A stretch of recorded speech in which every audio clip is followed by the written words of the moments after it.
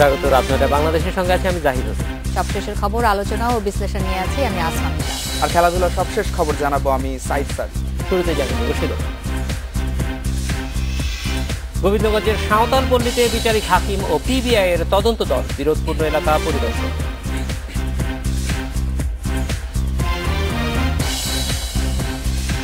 জেলা পরিষদের নির্বাচন আগামীকাল, ভোট কেন্দ্রে থাকছে র্যাব বিজিবি টহল।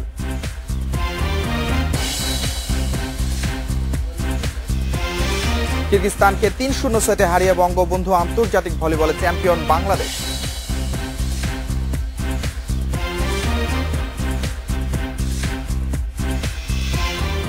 রত্নাটা বাংলাদেশে আজ মতামত পাঠানোর বিষয়ে ২১শে বইমেলায় শ্রাবণ প্রকাশনী নিষিদ্ধ।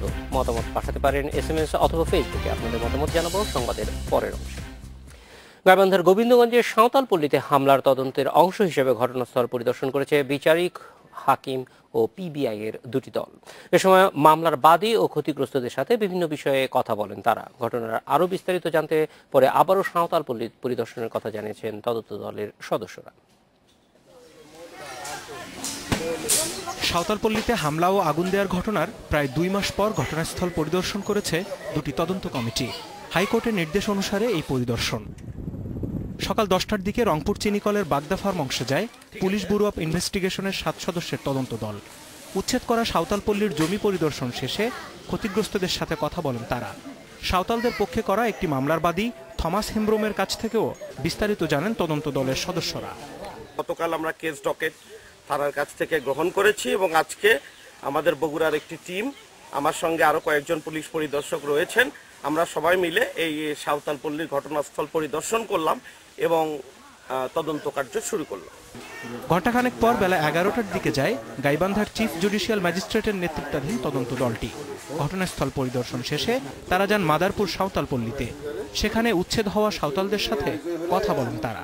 সাঁওতালপল্লীতে যে আগুন ধরানো হয়েছে, এই আগুনটা কে ধরিয়েছে সেইটাকে মেনলি আমার উদ্ঘাটন করার জন্য আমাকে হাইকোর্ট নির্দেশ দিয়েছে। পুলিশ সদস্য বা যে কেউ এই আগুন ধরেই থাকুক, এই বিষয়টি আমি সঠিক তথ্য উদ্ঘাটন করে আমি মহামান্য হাইকোর্টকে শর্ট টাইমের ভিতরে এটা জানাতে পারবো। তদন্ত কমিটির পরিদর্শনের সময় বিক্ষোভ করেন স্থানীয় সাঁওতালরা। হামলা ও অগ্নিসংযোগের সাথে জড়িতদের চিহ্নিত করতে সুষ্ঠু তদন্তের দাবি জানান তারা। গত ৬ নভেম্বর রাতে উচ্ছেদ করা হয় সাঁওতালদের। এ সময় পুলিশ ও চিনিকল শ্রমিকদের সাথে সংঘর্ষে নিহত হন ২ সাঁওতাল। Independent news desk. ব্রাহ্মণবাড়িয়ার নাসিরনগরে হামলা ভাঙচুরের ঘটনায় জড়িত থাকার অভিযোগে উপজেলা যুবলীগের সাবেক যুগ্ম আহ্বায়ক শেখ আব্দুল আহাদকে গ্রেপ্তার করেছে পুলিশ। মঙ্গলবার সকালে সদরের ঘোষপাড়ার বাড়ি থেকে তাকে গ্রেপ্তার করা হয়। নাসিরনগর থানার ভারপ্রাপ্ত কর্মকর্তা আবু জাফর ঘটনার সঙ্গে আহাদের সম্পৃক্ততা পাওয়ার কথা জানিয়েছেন। নাসিরনগরে হামলা ও ভাঙচুরের ঘটনায় এখন পর্যন্ত ১০৫ জনকে গ্রেপ্তার করা হয়েছে। ফেসবুকে ধর্মীয় অবমাননাকর ছবি পোস্ট করার অভিযোগ তুলে ৩০ অক্টোবর নাসিরনগরে তাণ্ডব চালিয়ে মন্দির ও হিন্দুদের বাড়িঘর ভাঙচুর করা হয়।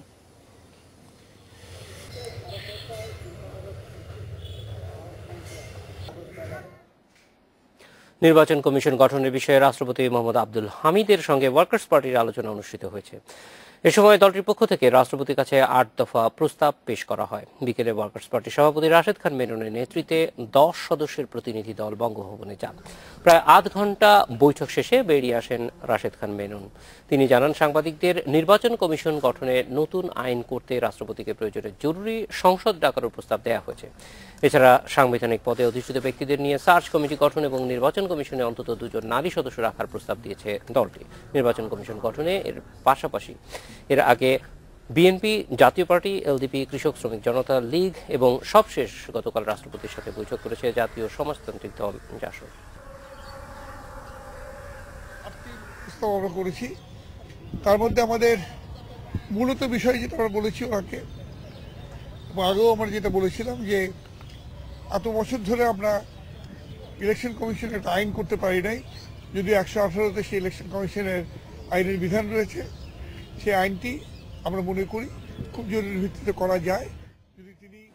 কাল জেলা পরিষদের নির্বাচন। প্রতিদ্বন্দ্বী না থাকায় 22টিতে এরই মধ্যে নির্বাচিত হয়েছেন চেয়ারম্যান প্রার্থীরা। ভোট গ্রহণ চলবে সকাল 9টা থেকে দুপুর 2টা পর্যন্ত। সব প্রস্তুতি শেষ করেছে নির্বাচন কমিশন। জেলা নির্বাচন অফিস থেকে বিভিন্ন কেন্দ্রে পাঠানো হয়েছে নির্বাচনী সামগ্রী। আইন অনুযায়ী সিটি কর্পোরেশন, পৌরসভা, উপজেলা পরিষদ ও ইউনিয়ন পরিষদের মেয়র, চেয়ারম্যান, কাউন্সিলর ও সংরক্ষিত মহিলা কাউন্সিলররা এই নির্বাচনের ভোটার। তবে ভোট দিতে পারবেন না প্রার্থীরা। জোরদার করা হয়েছে ভোট কেন্দ্রের নিরাপত্তা। অপ্রীতিকর ঘটনা এড়াতে থাকবে র্যাব ও বিজিবির টহল। জেলা পরিষদ নির্বাচনে টাকার বিনিময়ে অনেক প্রার্থী ভোট কিনছেন বলে অভিযোগ উঠছে। টাকা ছড়ানোর অভিযোগ এসেছে নির্বাচন কমিশনেও। 28 ডিসেম্বর এই নির্বাচনে ভোট দেবেন কেবল সিটি কর্পোরেশন, পৌরসভা, উপজেলা পরিষদ ও ইউনিয়ন পরিষদের নির্বাচিত জনপ্রতিনিধিরা।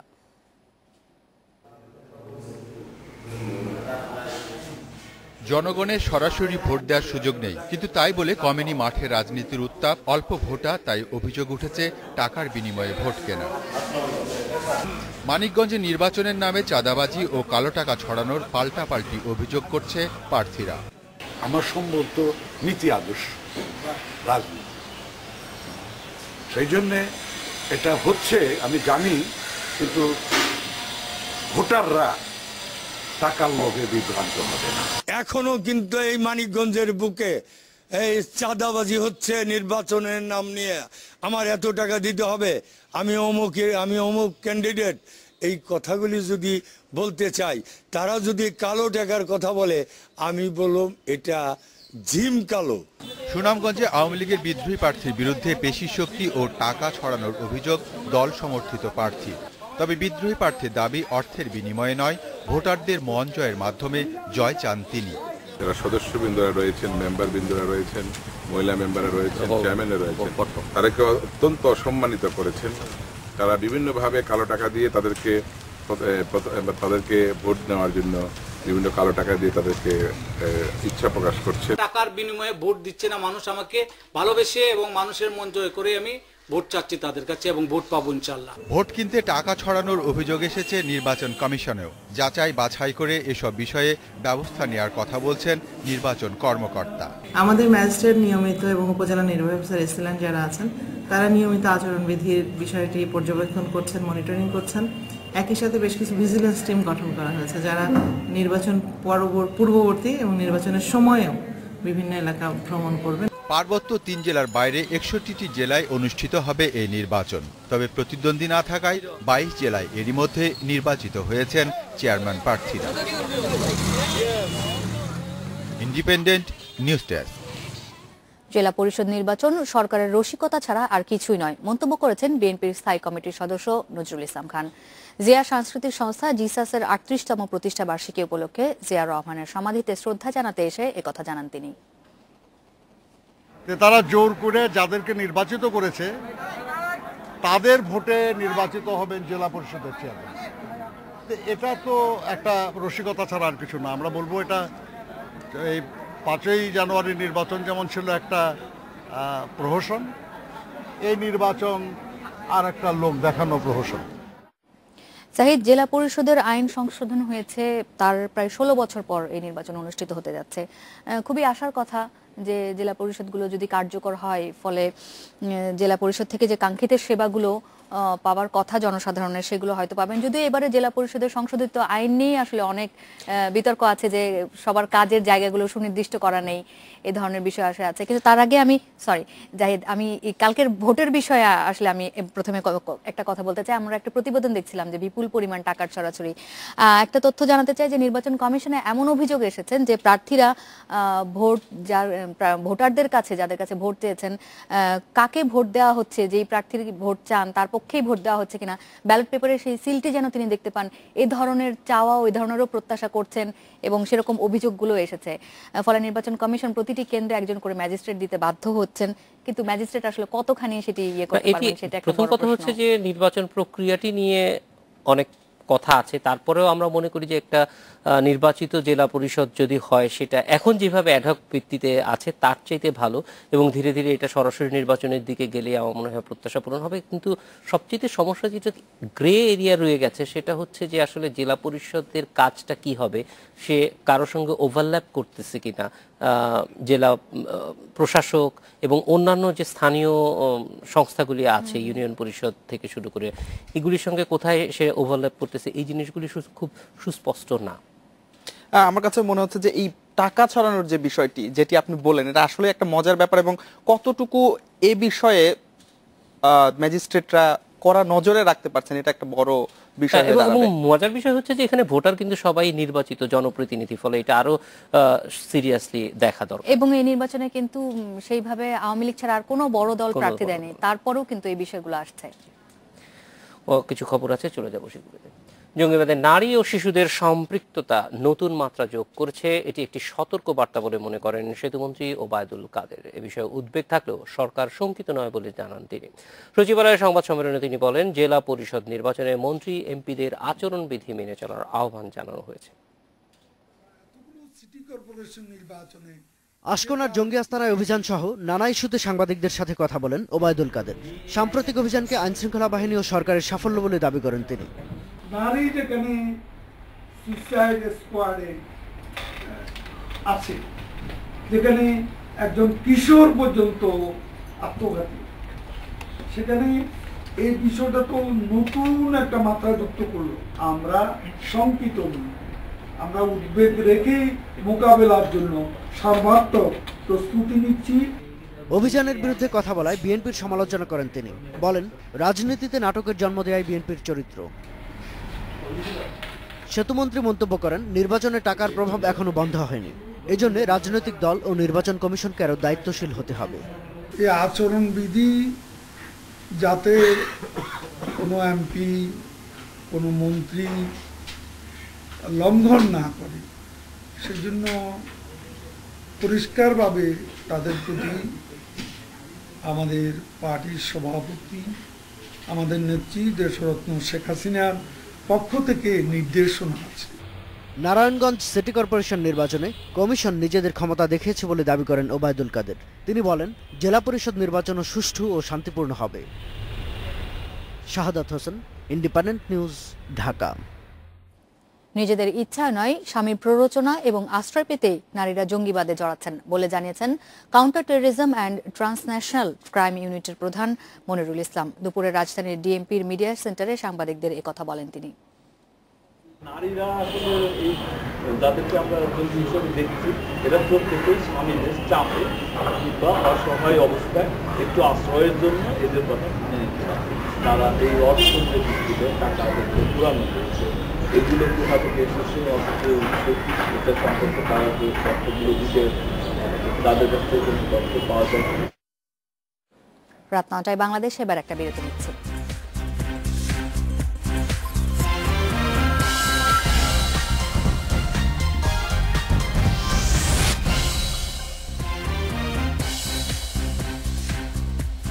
নটা ২০ মিনিটে ফিরে এলাম রাত ৯টায় বাংলাদেশে। রাজশাহী মেডিকেল কলেজ হাসপাতালের শিক্ষানবিশ চিকিৎসকরা ২২ ঘন্টা পর ধর্মঘট প্রত্যাহার করেছেন। হাসপাতালের নিরাপত্তা বাড়াতে প্রশাসনের আশ্বাসের ভিত্তিতে রাত ৯টার দিকে তারা ধর্মঘট প্রত্যাহার করেন। সোমবার বিকেলে হাসপাতালের ২২ নম্বর ওয়ার্ডের এক রোগীর স্বজনরা চিকিৎসার অবহেলার অভিযোগ করে শিক্ষানবিশ এক চিকিৎসকের বিরুদ্ধে। এ নিয়ে হাতাহাতির এক পর্যায়ে আহত হন ওই চিকিৎসক। এরপরই বিক্ষোভ শুরু করেন শিক্ষানবিশ চিকিৎসকরা। রাত ১১টার দিকে তারা কর্মবিরতি ঘোষণা দেন। এই ধর্মঘটের কারণে চরম ভোগান্তিতে পড়েছে রাজশাহী মেডিকেলের রোগীরা।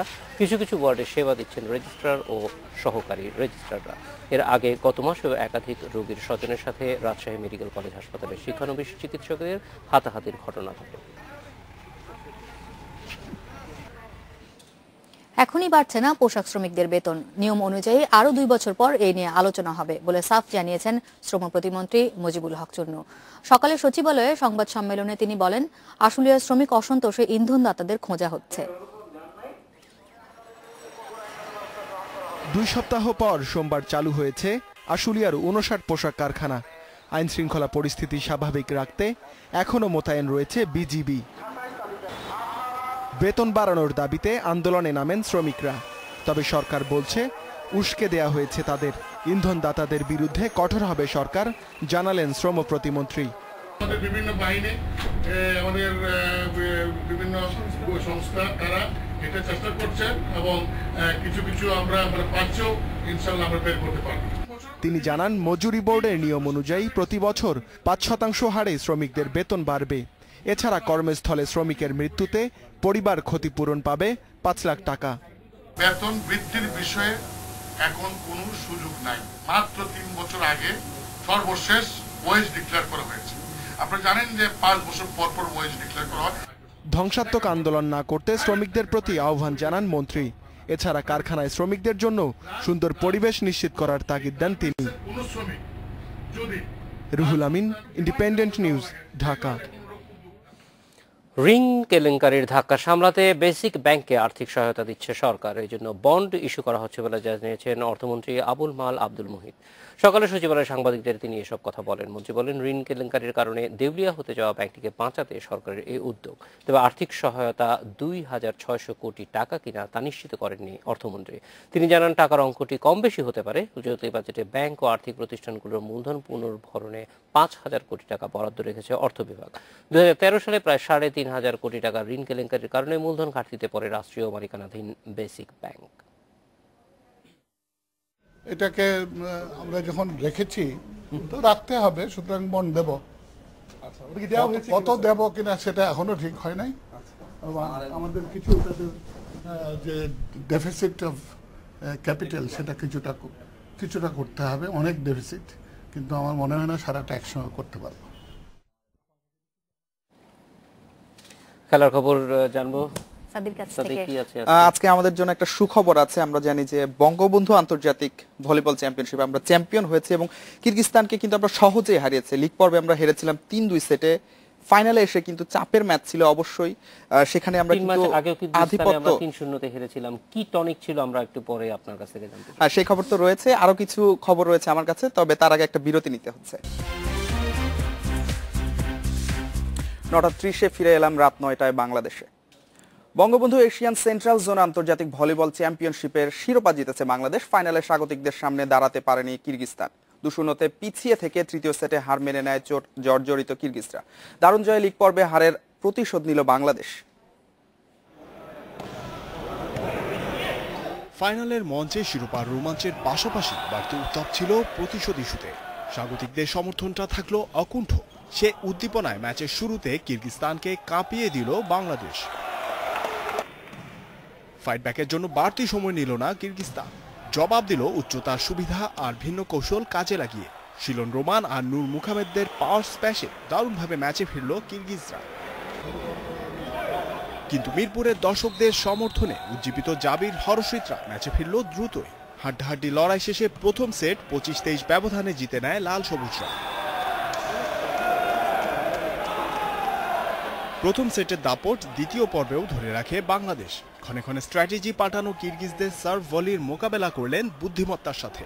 উত্তেজনায় ঠাসা দ্বিতীয় সেটটাও বাংলাদেশ জিতে নেয় 25-23 ব্যবধানে।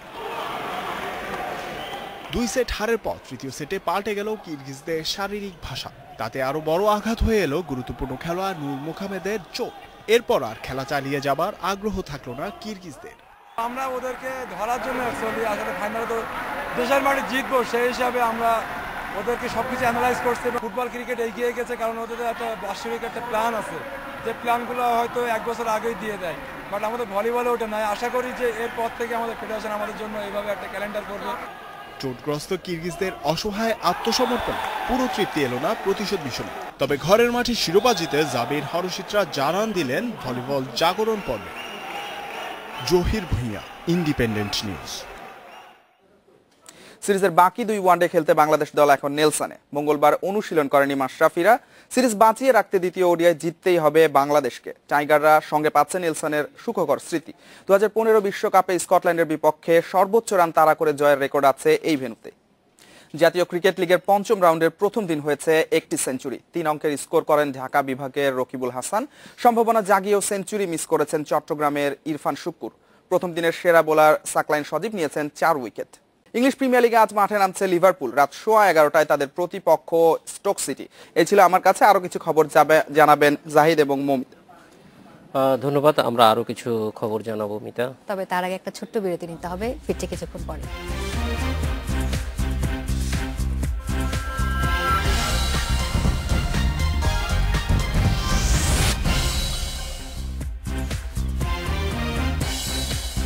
9:46-এ ফিরে এলাম রাত 9টায় বাংলাদেশ।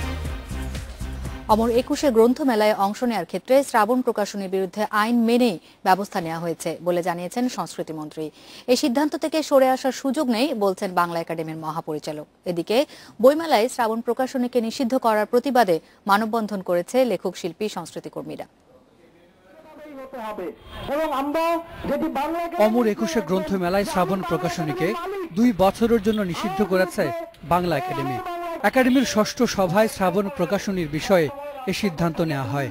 এর প্রতিবাদে একাডেমির সামনে মানববন্ধন করেছেন লেখক, শিল্পীরা।